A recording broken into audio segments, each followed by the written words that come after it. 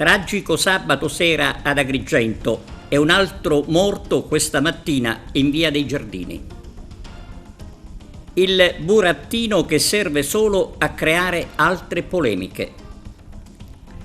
Giornate dedicate alla donazione del sangue al Palacongressi, il messaggio del presidente Schifani e in serata una rappresentazione per Rosario Livatino. Per lo sport calcio vincono la Castrum Favara e l'Acragas.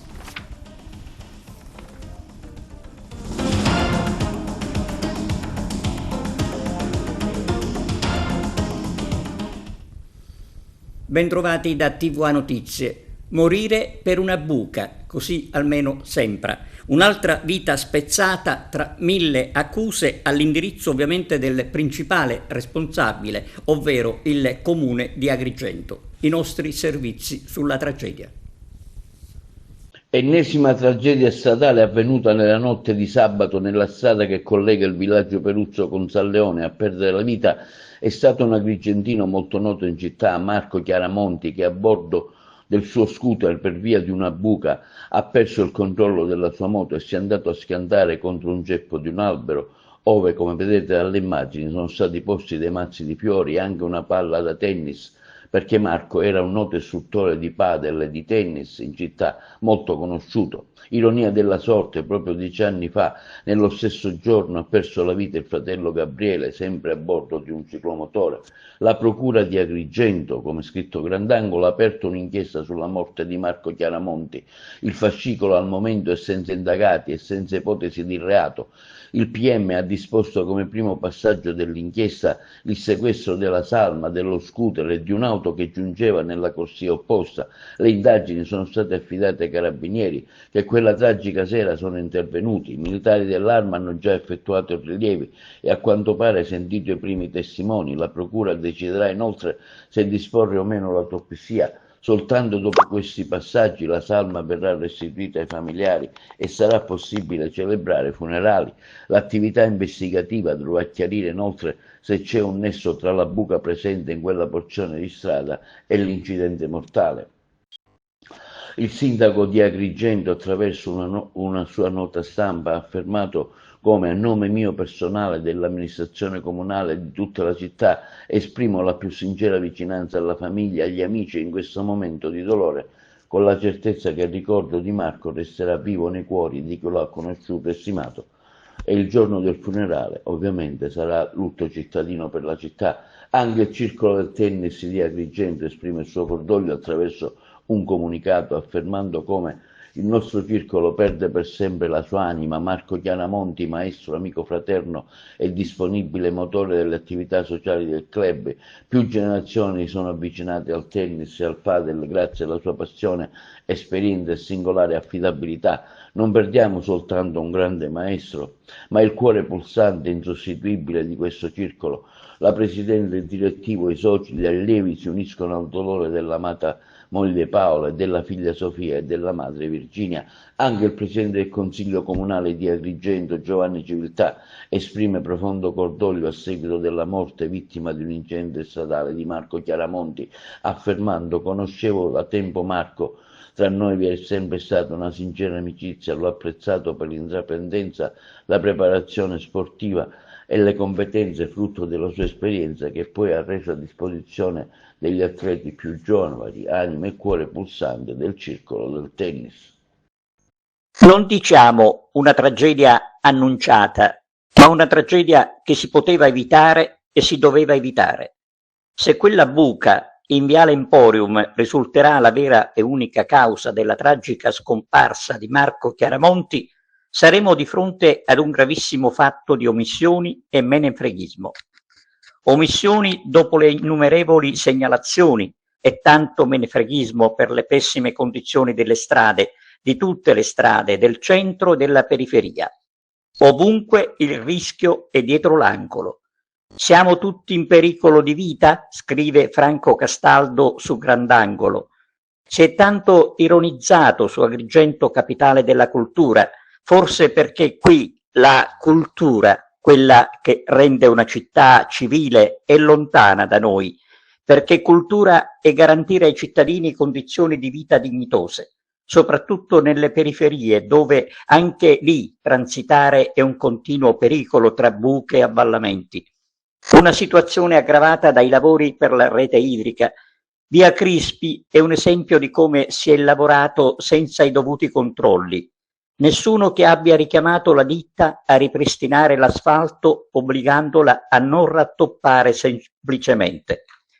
Dopo gli accertamenti dei carabinieri, la morte di Marco Chiaramonti passerà al vaglio della magistratura. La procura guidata dal dottor Di Leo sicuramente starà già lavorando per accertare la verità sulla tragedia e presto potremmo saperne di più. Intanto non si placa la reazione degli agrigentini sui social, tempestati di messaggi di cordoglio e di rabbia, e non sarà certo la proclamazione del lutto cittadino da parte del sindaco a far cambiare opinione alla gente su chi amministra la città a cuor leggero, incurante dei disastri che arreca ogni giorno con il suo disinteresse. Come avete sentito nel servizio precedente, 10 anni fa, a causa di un incidente stradale a Menfi, aveva perso la vita il fratello di Marco Chiaramonti, Gabriele. Una dolorosa coincidenza e un destino davvero crudele. Marco e Gabriele erano molto conosciuti in città. Marco era un istruttore di tennis ed entrambi i fratelli erano stati gestori del COC in via Cesare Battisti. Intanto in città continuano i messaggi di cordoglio nei confronti dei familiari. E un altro grave incidente si è verificato questa mattina nel viale dei Giardini di San Leone.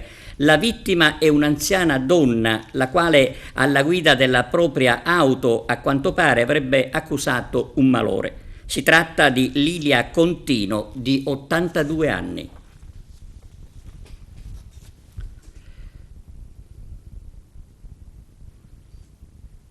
E veniamo al Pinocchio della discordia. Non è stata certo una bella trovata il Pinocchio in piazza Stazione, intanto si stigmatizza giustamente sui costi.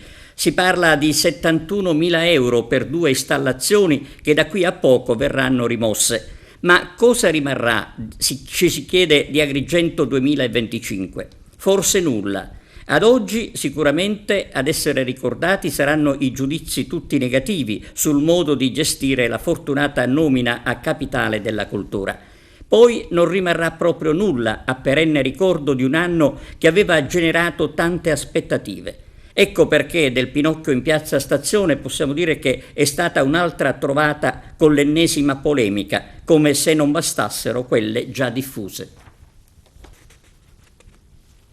3 giornate al Palacongressi di Agrigento dedicate alla donazione del sangue. Aderire alla donazione del sangue comporta delle responsabilità personali, perché bisogna tenersi lontano dall'alcol, bisogna tenersi lontano dalla droga, dai rapporti occasionali, dai rapporti promiscui, perché il sangue per poter essere trasfuso deve essere pulito già a monte, cioè al momento della donazione.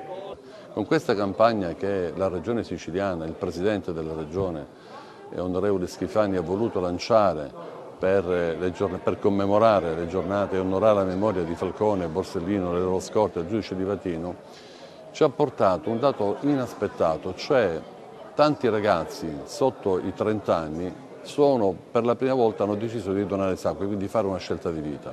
Sono ragazzi che 35 anni fa, l'epoca dell'uccisione di Vatino, 33 anni fa di Falcone e Borsellino, non erano neanche nati. Allora questo cosa vuol dire? Vuol dire che la famiglia, le famiglie, ma anche la scuola ha lavorato bene su questi giovani, perché guardate, onorare la memoria è un anello fondamentale per una società, perché una società che non ha memoria è una società senza storia. Certo non ci fermiamo qui. Questo è stato un successo sicuramente che chiuderemo con questa giornata, ma dobbiamo ancora fare tanto perché c'è un problema, abbiamo un problema di tipo nazionale che è la flessione dei donatori giovani, i donatori che vanno tra i 18 e i 35 anni. Noi ci sosteniamo in questo momento su donatori che vanno dai 40 ai 60 anni. Se non aumentiamo il numero dei donatori periodici giovani, rischiamo tra 10 anni di non avere più donatori. E allora l'impegno dell'assessorato della salute, della Presidenza, sta nel portare non solo la promozione nelle scuole, nelle università, ma proprio educare che esiste l'altro, esiste il compagno di classe, esiste il fratello, esiste quello che mi passa accanto e che probabilmente, se io rivolgo l'attenzione verso chi soffre, probabilmente curo e soffrirò meno anch'io. Buongiorno a tutti voi. Mi spiace non poter essere oggi con voi, ma desidero farvi arrivare tutta la mia vicinanza. Questa non è soltanto una giornata di donazione del sangue, è un momento che unisce solidarietà e memoria, vita ed impegno civile. Abbiamo voluto istituire 3 giornate dedicate alla donazione del sangue, il 23 maggio, il 19 luglio, il 21 settembre. 3 date che portano il nome e il sacrificio di Giovanni Falcone, Paolo Borsellino, Rosario Livatino. 3 giornate che trasformano il dolore in speranza, la memoria in gesto concreto di vita. Donare sangue significa dare futuro, significa essere parte di una comunità che non dimentica e che sa prendersi cura degli altri. Per questo rivolgo a tutti voi un appello accorato e convinto. Donate sangue, donate vita. Ogni gesto, anche il più piccolo, può salvare una vita. Grazie a chi oggi è lì, a chi dona, a chi organizza, a chi rende possibile tutto questo. Il vostro esempio è il segno più bello di una Sicilia che ricorda, che crede, che spera e che non dimentica. Rappresentazione teatrale sempre al Palacongressi di Agrigento, il ricordo di Rosario Livatino. Vediamo. Ecco, parliamo di questa iniziativa oggi 21 settembre, una rappresentazione teatrale per ricordare anche quello che fu l'eccidio di Livatino.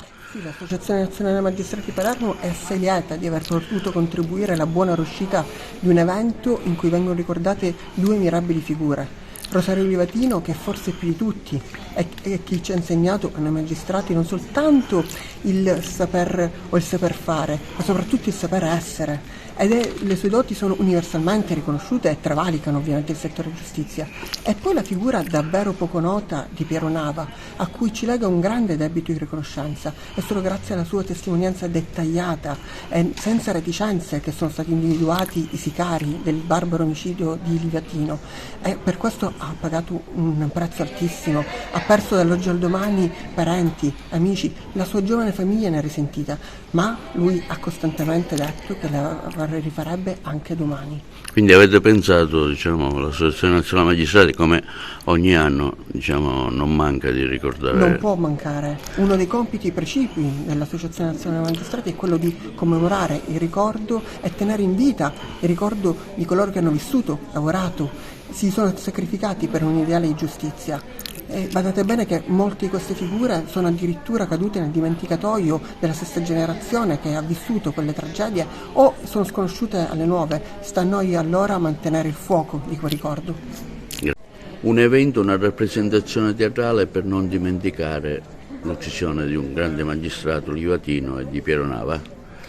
In occasione del 35° anniversario della barbara uccisione di Rosario Livatino, l'Ordine degli Avvocati di Agrigento, insieme all'Associazione Nazionale Magistrati e all'Assessorato alla Salute della nostra regione siciliana, ha voluto attraverso questa rappresentazione SS 640 non soltanto commemorare e ricordare la figura di Rosario Livatino, ma farlo attraverso un messaggio ben preciso, cioè che il ricordo non diventi soltanto una commemorazione, ma che sia anche l'impegno di ciascuno di noi, soprattutto degli operatori del diritto, di chi fa parte della giurisdizione e delle istituzioni, che tramuti questo ricordo in un impegno civile. E infatti la nostra organizzazione di stasera è legata alla istituzione di 3 giornate regionali per la donazione del sangue, e quindi il senso più profondo di questo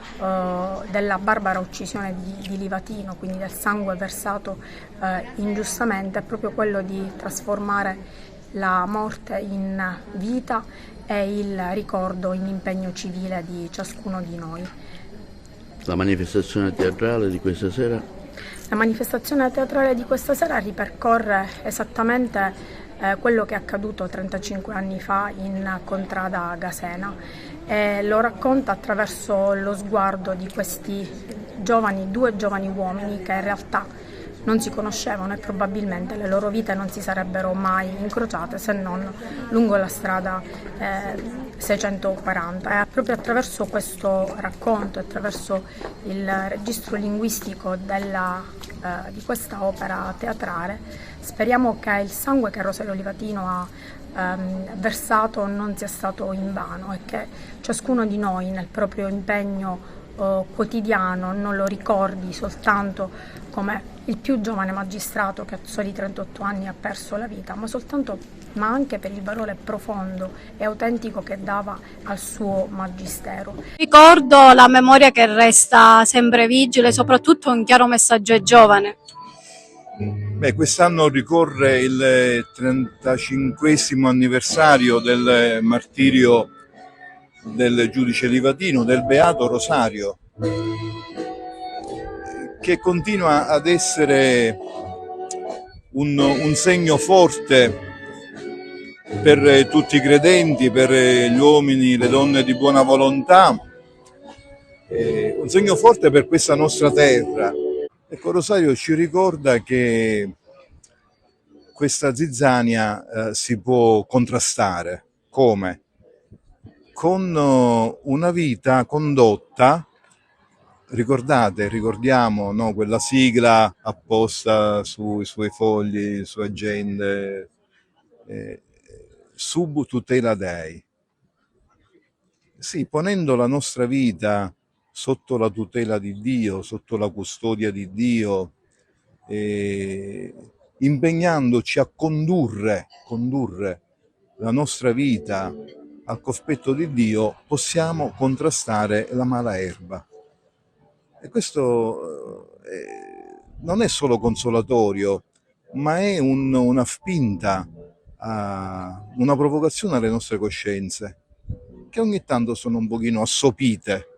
Ecco, Rosario certamente con la sua testimonianza le tiene sveglie, le pungola. Lasciamoci pungolare dalla testimonianza di Rosario. Sì, è ancora viva. Io penso che giornate come quella di oggi siano l'occasione per mantenere vivo il ricordo di quanto è accaduto, di questa tragedia gravissima che ha colpito il giudice, la sua famiglia, le persone che gli volevano bene. È importante mantenere il ricordo perché solo trasmettendolo anche a quelli che non hanno vissuto quell'epoca, che non c'erano, si può sollecitare ad impegnarci tutti, non solo operatori della giustizia, ma amministratori, enti locali, lo Stato, tutti, Parlamento, a migliorare il sistema giudiziario, a rendere disponibili risorse e mezzi che sono opportuni per l'attività di prevenzione, di contrasto e di repressione della criminalità organizzata. Quindi giusto e doveroso il ricordo, ma è importante verificare in queste occasioni che risultati abbiamo raggiunto e che cosa si sta facendo per migliorare ancora, perché ce n'è bisogno. La commemorazione di Livatino sempre tocca a tutti noi, a maggior ragione chi come me è nata e cresciuta in questo territorio e ha conosciuto Livatino da giovane studentessa del liceo classico, che era lo stesso liceo che lui aveva frequentato. Lui era venuto a farci una lezione sulla legalità e dopo pochi mesi noi abbiamo visto la sua barbara uccisione, quindi ha colpito l'immaginario e anche le coscienze di noi ragazzini, che da subito abbiamo capito cosa volesse dire la mafia e da che parte stare. Ecco perché l'esempio di un eroe come Livatino è importante anche per quello che trasmette alle nuove generazioni, un eroe che è anche un beato, che quindi ha anche un insegnamento morale e cattolico in più, di cui noi facciamo prezioso tesoro. Con l'aiuto della direttrice del carcere di Agrigento abbiamo fatto questa convenzione e vengono 2 volontari del carcere a darci una mano. Prima facevamo tutto noi con le nostre attrezzature e con i nostri volontari del CONALP. Adesso stiamo avendo questo aiuto e cerchiamo di ampliare questo parco con essenze mediterranee del luogo. Tutto ciò che credeva Livatino noi cerchiamo solamente di fare memoria e impegno. Questo tratto di strada che completamente ci isola dal mondo, e quindi siamo costretti con tutte, anche chi viene qua, in queste lamentele, che purtroppo bisogna dire che le autorità si devono impegnare più più non fare solo parole, ma impegnarsi a fare aprire questo tratto di circa 100 metri e quindi andare in direzione di Agrigento. Si è tenuta ad Agrigento, a Porta di Ponte, una manifestazione per la pace a cura della CGIL. Arturo Cantella. Alfonso Buscemi oggi in questa manifestazione a Porta di Ponte per dire stop al genocidio, quello di Gaza ovviamente. Il mondo del lavoro non può sottacere quello che sta succedendo in Palestina. Il mondo del lavoro ha bisogno di diritti. Per avere i diritti ci vuole la democrazia, per avere democrazia ci vuole la pace. Per avere la pace bisogna lottare per non fare le guerre. Ecco perché la CGIL nella giornata di ieri ha scioperato in tutta l'Italia, ecco perché continuiamo le manifestazioni oggi ad Agrigento per gridare al governo Meloni che la deve smettere di girarsi dall'altro lato. Il governo Meloni non può continuare ad avere rapporti commerciali e mandare le armi a Israele, perché questo governo si sta macchiando della complicità per i crimini che stanno commettendo, uccidendo 70.000 palestinesi inermi, giovani, giornalisti, donne, che non hanno nulla a che fare con il terrorismo, che non hanno nulla a che fare con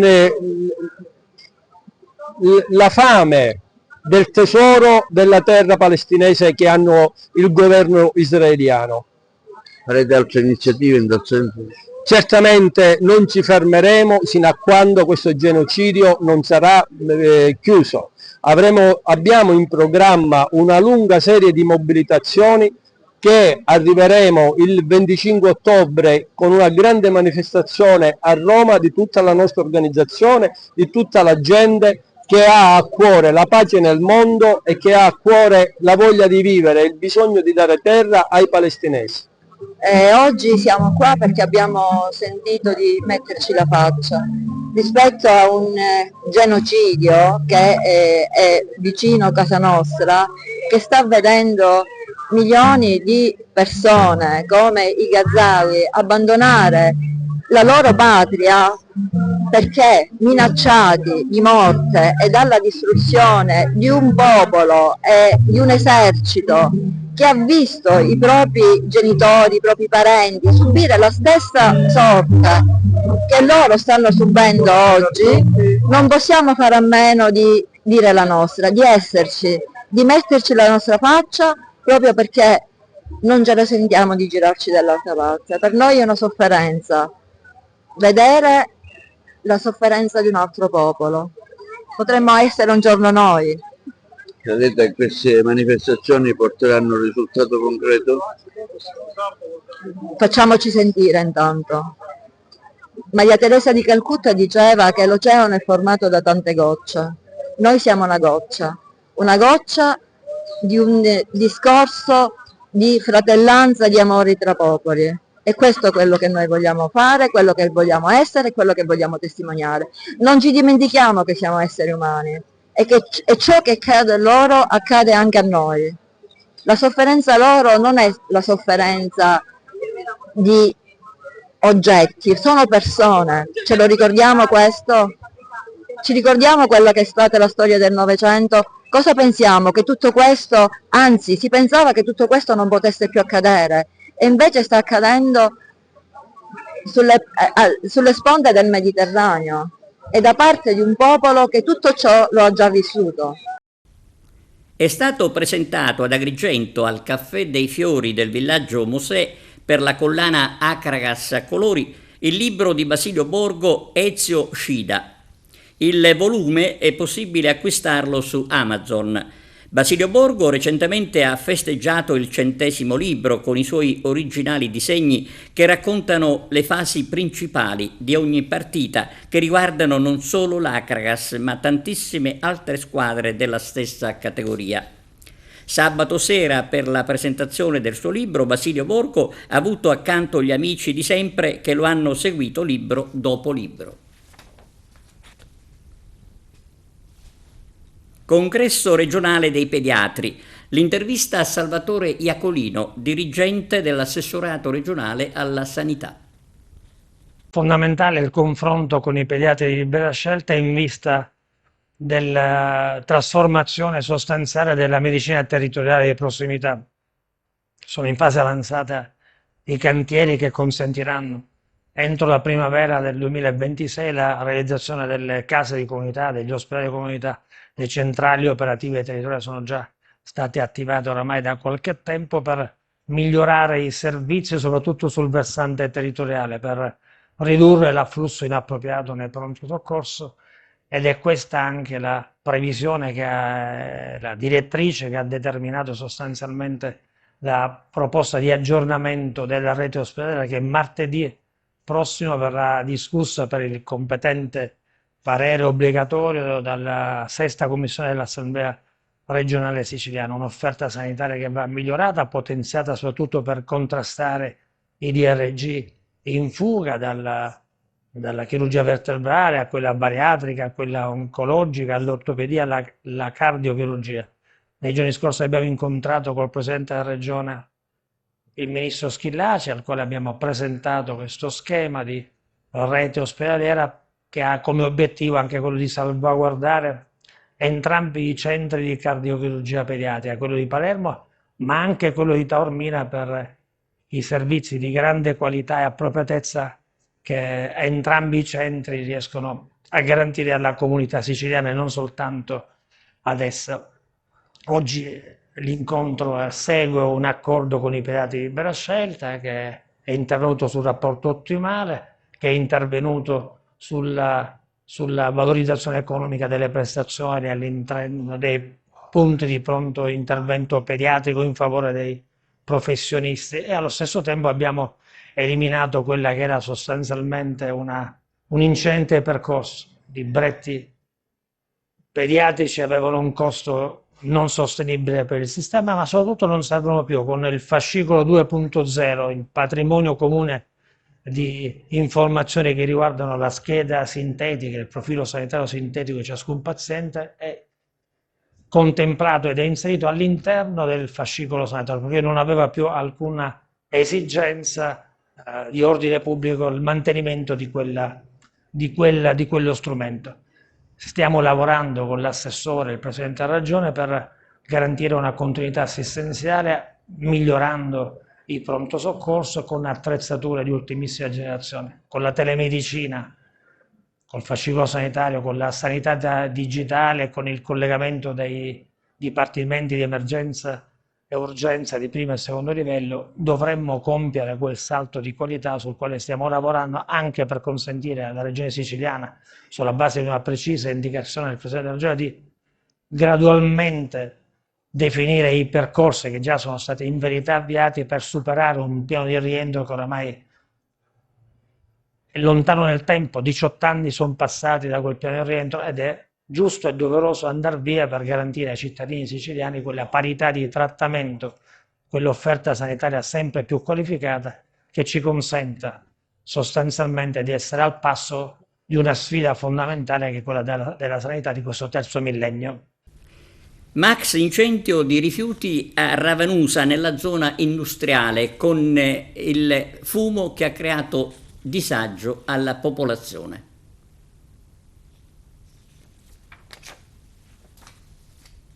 Linea alla regia per la pausa pubblicitaria, torniamo tra poco. Siamo allo sport calcio, Castrum Favara Milazzo 1-0 e la squadra di mister Infantino raggiunge la vetta della classifica. Giuseppe Moscato. Il Favara c'è e non è una meteora, batte l'ostrico Milazzo guidato dall'ex Gaetano Catalano e mantiene il primato in classifica in condominio con Nuova Igea e Gela. 3 squadre in testa a sorpresa dopo 3 giornate, con le favorite che ancora non decollano. Per la squadra di mister Infantino una vittoria che vale il doppio, perché ottenuta contro una formazione che si contenderà la permanenza in Serie D e quindi alla lunga potrebbe essere uno scontro diretto. Davanti a 1000 spettatori con una cinquantina di tifosi ospiti è stato Nacho Varela a segnare il gol vittoria. L'attaccante argentino è stato freddo freddo a 15 minuti dalla fine a trasformare un calcio di rigore per fallo sul capitano Vaccaro. Contro un Milazzo ben messo in campo e che ha avuto anche le sue occasioni gol, i gialloblu sono andati a 2 passi dal vantaggio nel primo tempo con una doppia occasione nella stessa azione, con doppio miracolo del portiere Mamertino, prima su colpo di testa di Tripicchio e poi su tiro quasi a colpo sicuro di Varela. Neanche il tempo di festeggiare comunque questa meritata vittoria con i propri tifosi, che già mercoledì si va in campo per l'infrasettimanale. Castrum e Favara andrà a Caltanissetta contro la Nissa. Purtroppo una trasferta ancora una volta negata ai tifosi favaresi. Siamo contenti, sapevamo le difficoltà perché avevo detto il sabato mattina pregare, avevo detto che era una squadra tosta, un allenatore che io stimo tantissimo, però noi abbiamo fatto una grandissima partita, dispiaciuto perché si poteva bloccare prima, però i ragazzi non hanno mollato, hanno creduto nella vittoria e questa è una bella soddisfazione contro un avversario che ci ha messo anche in difficoltà. Hai avuto la sensazione di un Favara che in campo ci crede, ti segue o ancora ha bisogno di essere preso per mano? No, io credo che le vittorie vanno ai giocatori, io posso solo dare delle indicazioni. Sicuramente chi è entrato ha dato una spinta ancora in più, ma questo è il nostro gruppo, questo è la nostra idea, quella che quando si passa il testimone al compagno l'altro deve farsi trovare pronto, i 5 cambi si vincono anche le partite. La mia soddisfazione è anche questa, quello che tutti i ragazzi si sono messi a disposizione. Mi è dispiaciuto per Piritera dopo tanti sacrifici, è entrato, sono contento che è esordito dopo un infortunio brutto, però il ragazzo l'ha capito e c'era un'esigenza, quella di portare i punti a casa, non potevo più una squadra che stava spingendo, tenere 3 attaccanti in avanti era rischioso, abbiamo cercato di riempire il centrocampo, ma il ragazzo l'ha capito e era felice della vittoria, e questo è lo spirito nostro, non c'è l'io ma il noi, quello che ci deve portare a fare i punti importanti per arrivare il prima possibile alla salvezza, poi si vedrà. E questi 3 punti finalmente hanno fatto gridare la tribuna, che generalmente si vede la partita ma è un po' sonnecchiante. No, ma lo sappiamo, il calcio è anche fatto di questo, nel senso che sempre quello che noi diamo, i segnali che diamo, quando una squadra lotta, quando una squadra suda, quando una squadra crede, è positiva e propositiva, la gente si entusiasma e quell'incitamento, quella curva non ti fa mollare ad un attimo, è sempre alla ricerca dei 3 punti della vittoria. Questa è una soddisfazione, come ho detto con la regina, questo deve essere il nostro spirito, quello di cercare la vittoria in casa, di cercarla tutta assieme, non solo la squadra o lo staff tecnico, ma tutto il pubblico, perché credo che questo connubio ci può dare grande soddisfazione. Bisogna sempre non perdere di vista i nostri obiettivi, il nostro percorso e già stare con i piedi per terra, perché già mercoledì siamo chiamati ad un'altra battaglia, e solo battagliando tutte le partite come quella che abbiamo fatto oggi, come abbiamo fatto sempre dalla prima di campionato, noi possiamo raggiungere il nostro vero obiettivo.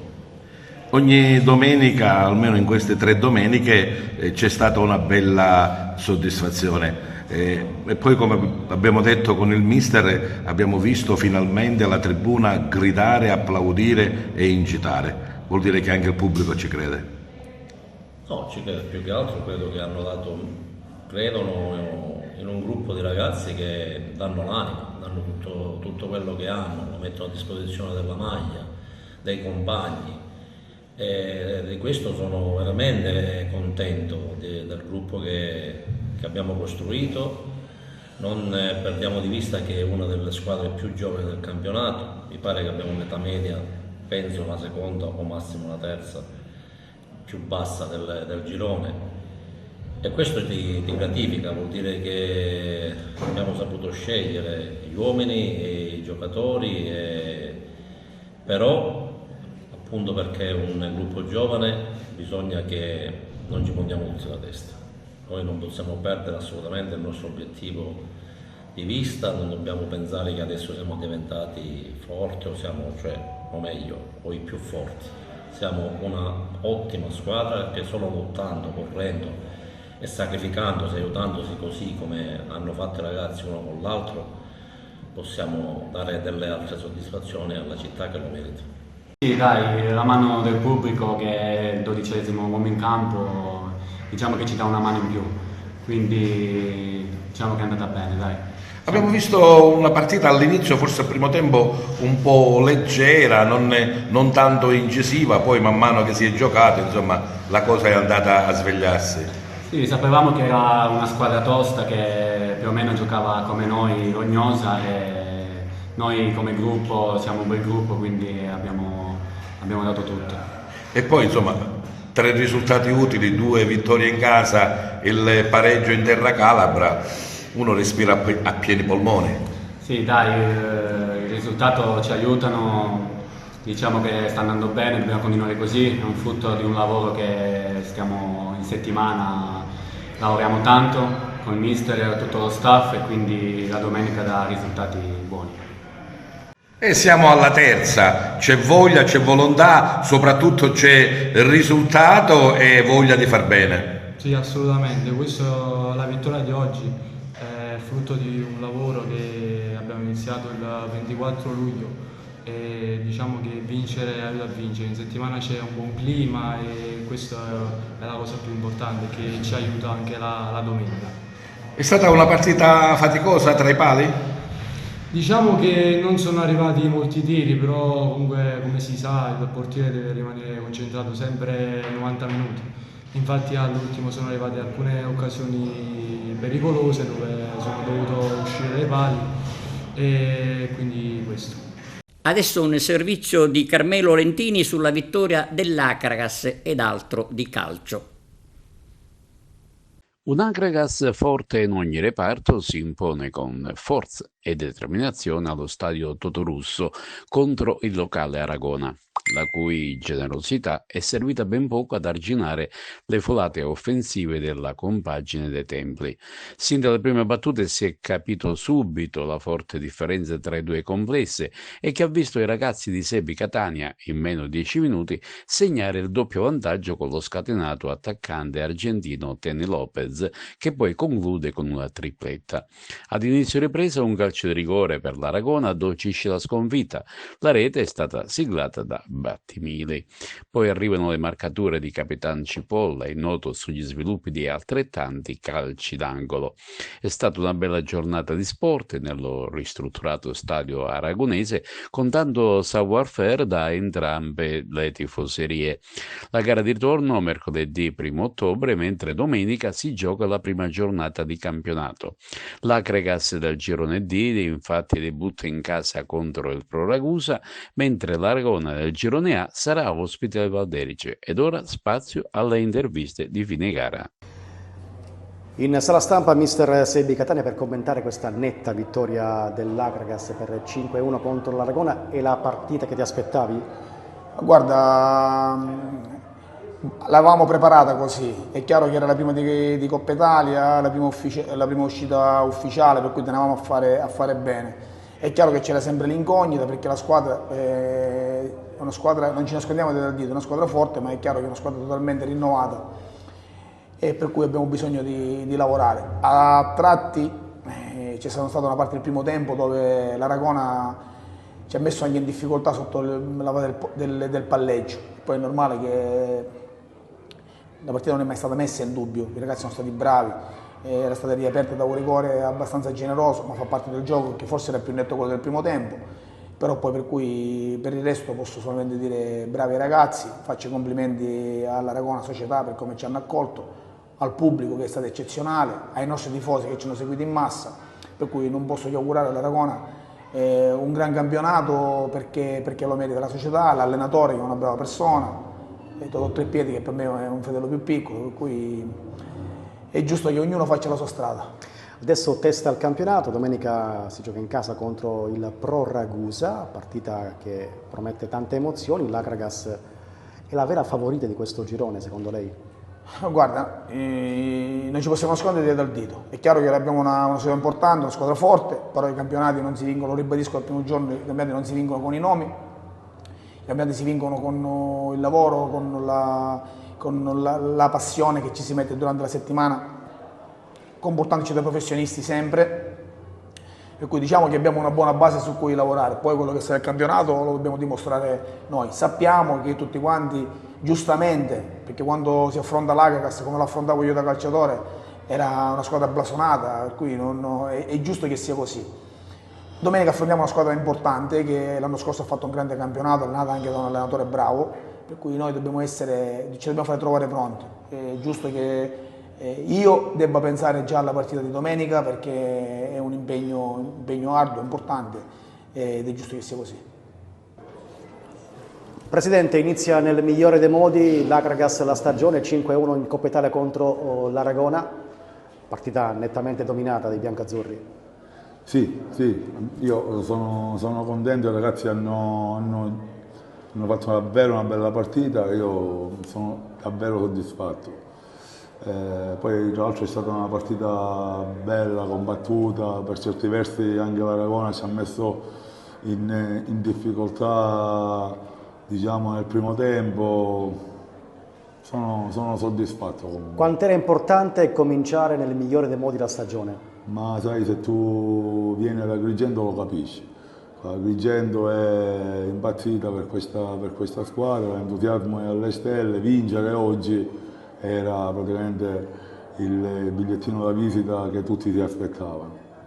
La Coppa Italia che importanza darete? Volete arrivare fino in fondo e vincerla? Certo, io in un'ultima intervista ho detto chiaramente che per me tutti i tatticismi che ci sono nel calcio sono belli, sono appassionanti, però un gol in più dell'avversario, quindi la Coppa Italia noi la affronteremo sempre con lo spirito di vincere la partita. Domenica inizia il campionato, all'Estaneto arriva il Pro Ragusa. Dicono che sia una squadra forte, messa bene, però noi sappiamo il nostro fatto, li aspettiamo e anche lì scenderemo con la determinazione che ci appartiene, quindi noi scenderemo in campo per vincere. Direttore, era questo l'inizio che ti aspettavi? No, sono stati bravi ragazzi, sono stati concentrati tutta la partita e questo mi è piaciuto. Cosa ti è piaciuto di più al di là del risultato? L'atteggiamento di sapere dove andiamo a giocare, su questi campi dove non sarà mai facile per tutte le squadre, e quindi è un campionato difficile perché a tratti si è visto una buona Aragona e ci ha messo in difficoltà. È difficile dopo una partita del genere dire che c'è sempre da migliorare. Sempre obbligatoriamente siamo alla prima, non ci dobbiamo illudere mai perché poi guai a distrarsi perché il campionato sarà così, perché nel momento in cui ti distrai ti puniscono, quindi noi dobbiamo tenere sempre alta la concentrazione e questo risultato per ora ci fa stare tranquilli fino alla prossima partita. Ecco, dopo una partita come questa l'Akragas ha dato anche un segnale forte. Il segnale è quello che ovviamente vogliamo noi, il segnale che la squadra sa che cosa deve andare a fare, diciamo che non deve sottovalutare nessuno e quindi abbiamo necessità di avere sempre questo atteggiamento. Io ho detto ragazzi, solo voi avete il pensiero nelle vostre mani, dovete giocare per divertirvi, ma soprattutto sapete che non ci regalerà nulla nessuno. È stata una partita come volevamo, poi ovviamente ci siamo un attimo abbassati sul 3-0, abbiamo cercato di gestire un po' più la partita, però la cosa che mi è piaciuta più di tutti è stata l'approccio e la mentalità che abbiamo avuto. E ancora Coppa Italia, solo Coppa Italia, però avete dato già un segnale forte, però bisogna rimanere con i piedi per terra. No, non è questione di dare segnale forte, per noi tutte le competizioni sono importanti, la società ci ha imposto questo, quindi ogni partita ufficiale che ci sarà, l'Akragas darà sempre il massimo per cercare di portare il risultato a casa. Umiltà? Umiltà penso che sia dimostrata, penso che l'abbiamo dimostrato oggi, perché con l'approccio che abbiamo avuto nei primi 15 minuti, se non sbaglio stavamo sul 3-0, vuol dire che ci siamo cavati sulla categoria subito e abbiamo cercato subito di indirizzare la partita a nostro favore. C'è già un buon seguito di tifosi, vuol dire che già c'è affetto e stima per questa squadra. Sì, questa cosa mi fa estremamente piacere, perché vuol dire che si sta creando veramente qualcosa di importante, vuol dire che la gente ha capito che questa è una società nuova, una società che vuole ripartire con i piedi per terra, ma con entusiasmo, e questo seguito che c'è stato oggi vi ringrazio da parte di tutta la squadra, di tutta la società, e spero che verranno ancora più numerosi quando saranno le partite in casa. Per quanto riguarda invece il campionato di Serie D Girone I, nuova vittoria per il Castrum Favara che balza in vetta alla classifica. Domenica prossima sarà sfida a Caltanissetta contro la Nissa, in uno scontro tutto da vivere, con Bagine Nissena che proviene dalla vittoria esterna sul campo del Gelbisone. Importante anche vittoria esterna del Città di Gela sul campo del Messina, mentre crolla la Cireala Barcellona contro la nuova Igea Virtus. Termina infine in parità il derby San Cataldese Atletic Palermo. Ma vediamo i risultati. Vigor Lamezia Enna 3-0, Castrum Favara Milazzo 1-0, Gelbison Nissa 1-2, Messina Città di Gela 0-2, Nuova Igea Virtus Città del Cireale 3-0, Ragusa San Biase 1-2, San Cataldese Athletic Club Palermo 1-1, Savoia Paternò 4-1, Vibonese Regina 0-0. Si è giocato anche nel campionato di eccellenza Gironea. L'Unità Sciacca ha avuto una bella affermazione esterna sul campo del 911 Bagheria, e grazie alla rete del giovane Gabriele Tirone. Anche il Licata è stata vittoria sul neutro di Ravanusa e ha inflitto un netto 4-1 all'altra squadra del Bagherese, al Bagheria Città delle Ville. I gol sono stati segnati da Palmisano, da doppietta da Manfredi e da Tedesco. L'unica a perdere in questa giornata è stata il Camarat, che si è arreso a Marsala con il risultato di 2-1. Ma vediamo i risultati.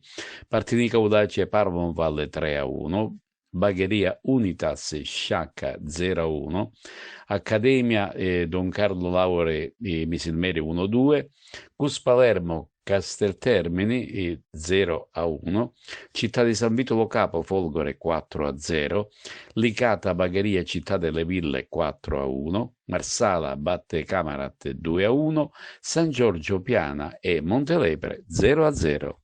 Con lo sport si conclude il nostro telegiornale, grazie per la vostra attenzione. Arrivederci.